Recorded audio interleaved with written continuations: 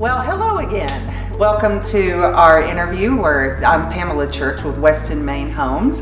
And today I'm super excited to bring to you a small business owner who I found through the internet. And it's probably because a lot of people are on the internet these days with COVID and lockdown. And I was so glad when I found Julie because she has a really interesting business. And the name of it is Hometown Veterinary Hospice. So you can guess what that is. So Julie, thank you so much for joining us today. And the burning question for me is, what got you started in pet hospice?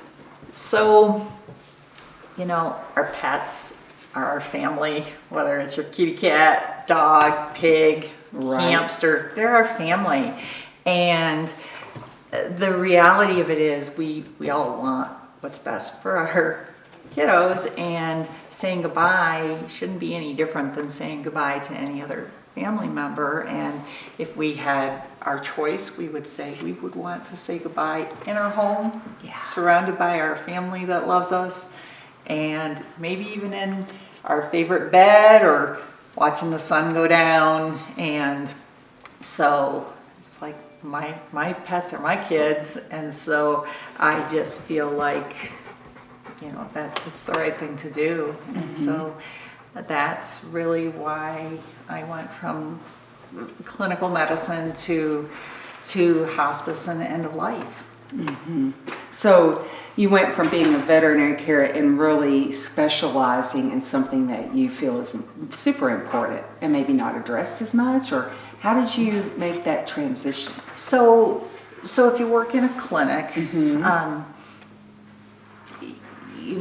do everything there, including helping families say goodbye to their pets, and lots of clinics do a great job at that. But the reality of it is saying goodbye in your home, where you don't have to get your big doggy or your scared kitty into a car. For your pet, most times it's better for them to be at home as opposed to going into a clinic. And it's usually better for you too, because even myself, when I've had to say goodbye to my own pets, like in a clinic setting, like to walk out into the lobby with your collar and no pet, and then you're all crying and snotty, and people look at you and they're like, oh, they know, and it's horrible. And so I just feel like, and actually the last pet I euthanized in a clinic was my own kitty cat, and I just said, I can't do this anymore. And so I actually just built my own business and my own practice, and that's what I do. Well, that's wonderful, Julie, and I can relate to that. I've had animals forever, and I just love that you're doing that as a business. So what is something about your business that most people don't know about? So probably the thing that surprises people, and it even surprises some friends of mine that are vets, people will say to me, oh, I always wanted to be a vet, but I could never euthanize a pet. And I even have friends of mine that are vets that say, I could never just limit my practice to end of life and hospice like you do. But the reality of it is, I feel really good about what I do. I help make a situation that is hard for everybody a little less difficult, and I end a struggle that usually pets are having a struggle, and give them a really gentle, peaceful passing. And so, is it sad? Sure, it's sad, but I do feel good about what I do. So, and people are surprised to hear that, and then they say, yeah, that makes sense. I can tell that you really feel good about what you do, and your heart is totally in it, and I love that. So I'm curious too, what about your customers? Do you have a customer story, or what do customers love most about your business? So just in general, most people really do appreciate a vet coming to their home, a doctor coming to their house and helping them out. It's almost like going back in time in a sense, because doctors used to do house calls. And what really kind of surprises people, and it's something I started thinking about a while back, and I kept thinking, I'd see pets with heart failure or some other issue that gave them problems breathing, and I said, I feel like I need to have oxygen for these guys. And I thought about it for a long time, and then I finally said, I'm doing it. And I bring oxygen, portable oxygen, to every single appointment.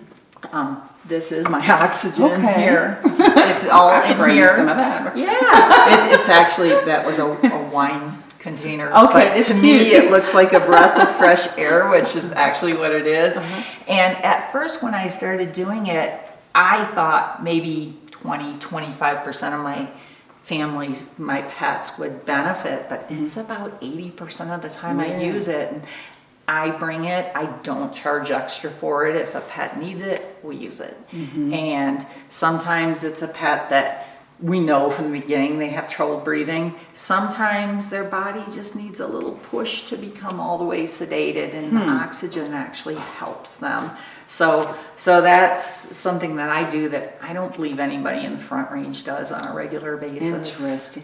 Does that work for horses? I'm just curious. Oh gosh, and I would think horses being horses, if you tried to put oxygen in their face, they would be like, what are you doing? And that is kind of the sad thing about my practice. Horse euthanasia is hard to do in a very peaceful, gentle way. I know vets that can do it. It's not something that is in my scope, in my toolbox, but there are doctors that can do it. Okay. Well, you being from Colorado, I'm sure you know a lot of people, and I'm just, so what, I know we were talking about you being from Colorado, but what actually, what do you love about Franktown? What brought you to Franktown? So first off, I've been in Colorado for about 35 years, but I wish I could say I'm like an honorary native, but I don't think there's such a thing. But even when I was a little kid, I was like, I gotta move to Colorado. I'm from Ohio originally, and I felt like, it's like, Colorado, that's where I'm supposed to be. And I had never even been there, but we came out to go skiing, my husband and I, and he said, wear sunscreen, and I laughed. Like, yeah, right, it's winter time. I got a sunburn, and I said, you know what? Anywhere where you can get a sunburn in the middle of winter, that's where I want to live. And we actually bought a house. We came out here skiing, and we bought a house. And Franktown in particular, it's like a pet lover's paradise. I mean, like after we leave here, Hank and I we're gonna go hiking, right over in Castlewood Canyon, and I look out my window, there's Pikes Peak. I mean, it's gorgeous. It's so peaceful. Even like kitty cats, it's like kitty TV. They just look out the window and they're like, wow, look at that.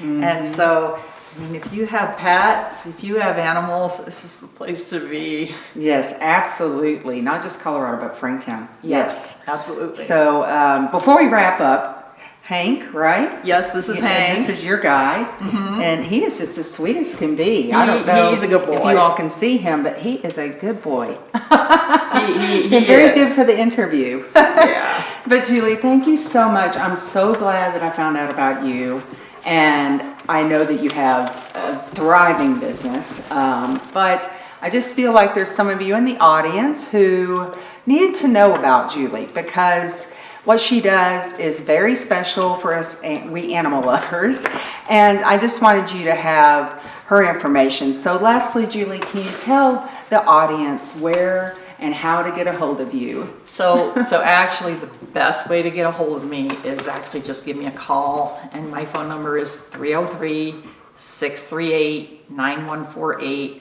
Whoever answers the phone, it will be me. I'm the only vet. I am the entire practice. So that is kind of the nice thing about my practice is you know who's going to come out to your house. If you make an appointment with me, it will be me. You know who you can talk to on the phone. I have people call me and just say, hey, I kind of need to know, do you think it's time? And we'll chat. I mean, I'll chat with people. I'm not going to say, oh, no, I won't talk to you. So, I try to be helpful and, give you information. Information is good.